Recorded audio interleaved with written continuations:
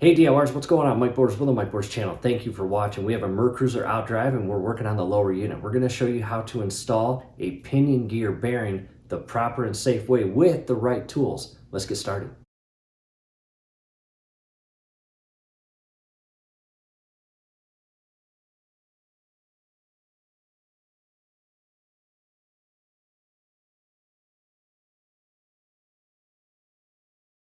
There is the new pinion bearing. We'll unwrap that. And here is the tool we are going to use. At first glance, it may look a little intimidating, but once we get this all set up and installed on the lower unit, you will see how awesome this tool is. Back to the lower unit, going back inside, and before moving on to the next step, the inner cavity where the bearing itself will be shifted into and put in place, we have to ensure that it is 100% clean of all debris before we move on. However, whatever you use to clean out that cavity where the pinion bearing will be installed, just make sure it's 100% clean. After spending a couple minutes and cleaning the internal cavity, go ahead and unwrap your new bearing. And you'll notice the top end says this side up, and you see all the needle bearings and they are properly greased. In addition, you see a part number, and that inner cardboard piece must stay in during the entire installation procedure. And that actually has a name. That is a cardboard shipping sleeve, and it assists in keeping all of those needle bearings in place and not falling out as you use that tool to install it.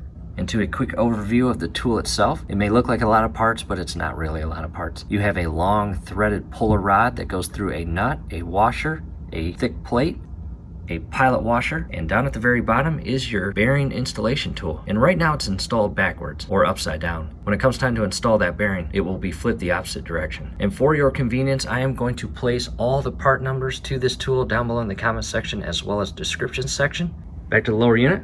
Let's get this thing installed. I changed camera angles. I'll grab the tool. Be careful. The washer, plate, and small washer all move freely.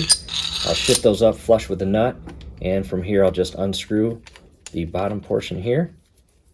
And I'll carefully set that aside. And there's the tool in relation to the bearing. And again, this side up, this actually has a smaller machine cut than the bottom side, and that is to assist in this bearing race or carrier itself to be able to shift into that cavity in a friendlier manner. And I will carefully shift the tool into that center cardboard portion, and there it is.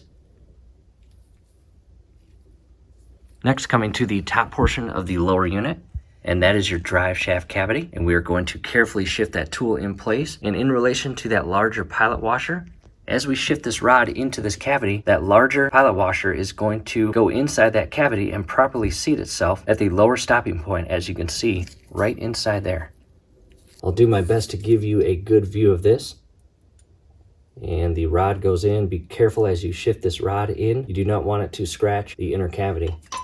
And from here, just allow that pilot washer to fall into place. And again, that must be flush with the inner stopping point. And I'll show you a better view of it here shortly. And you want to make sure that this is straight and this plate is properly seated as shown here. To a top view real quick. And again, the plate is resting on the top portion of the lower unit. And coming down inside here, you can see the pilot washer deep inside the cavity and resting flush with the stopping point.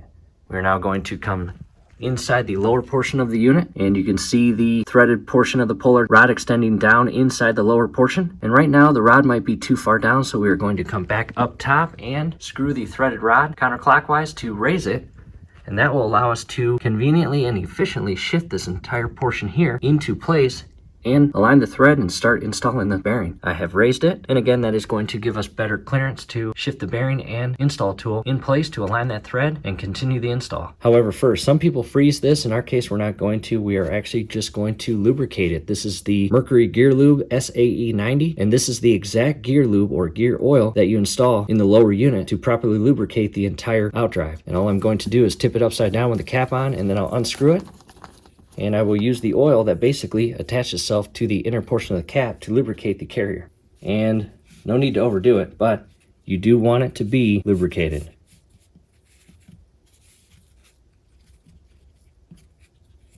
And I'm only lubricating the outer race. I'm not actually putting gear lube inside where the grease is.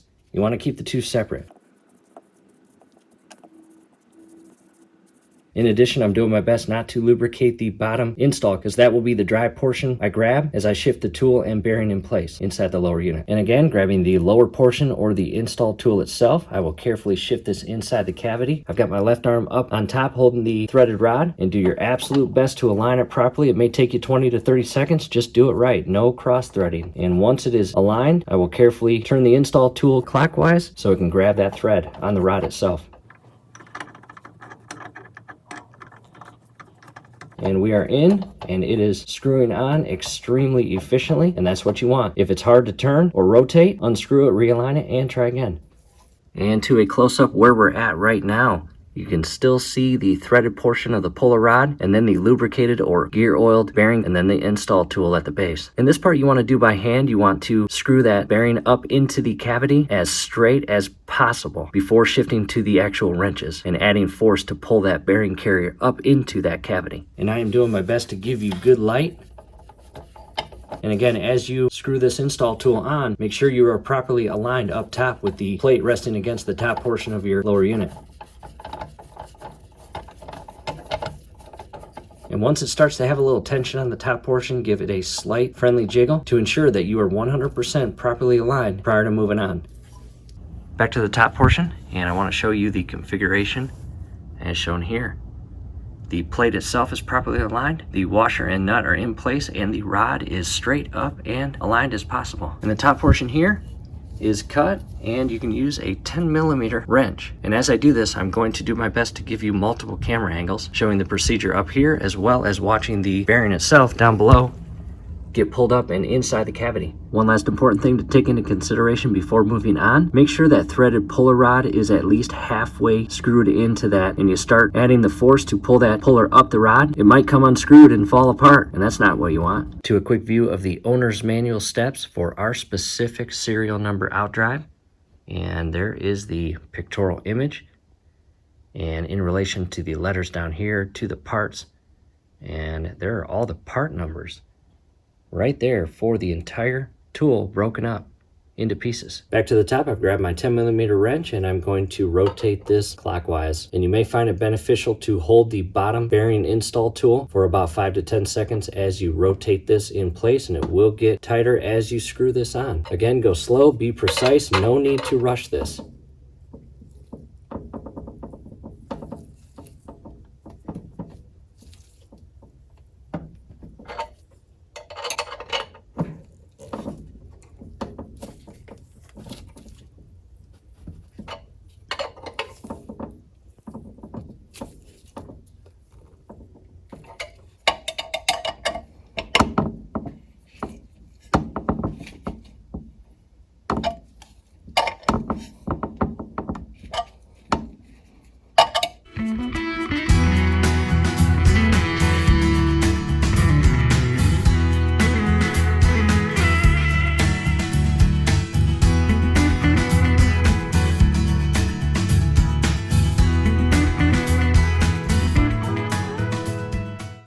Coming back up top, and DIYers, we are all done, and it is resting flush with the inner bore. We are now going to unscrew this puller rod counterclockwise. Next, I'm turning it counterclockwise, and it is loose, and I can now basically pull up, and I'm going to rotate that nut a few inches up. That should do, and I will continue unscrewing the entire puller rod from the lower install tool. And as I do this, I'm applying upward pressure on the lower install tool so it does not fall out of the bearing and that cardboard sleeve.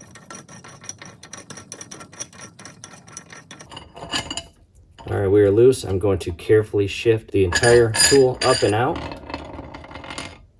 and set that aside. In addition, I will pull out that inner pilot washer as shown here. And now I'll go back down below and pull out the tool. And as you do this, just be careful. Again, you want to keep that cardboard sleeve installed in the bearing. There it is. Coming back inside, and I'll try my best to give you a good view of it, and I'll scroll in. And again, extremely important that that bearing carrier is flush with the drive shaft cavity bore, as shown here. I'm carefully sliding the camera in to give you a much better close-up view of the final product. Taking a step back, and DIYers, that is it. And when the pressure increased and the tension built as we used that tool to push that bearing up into the cavity, for better leverage, I transitioned to an adjustable wrench there.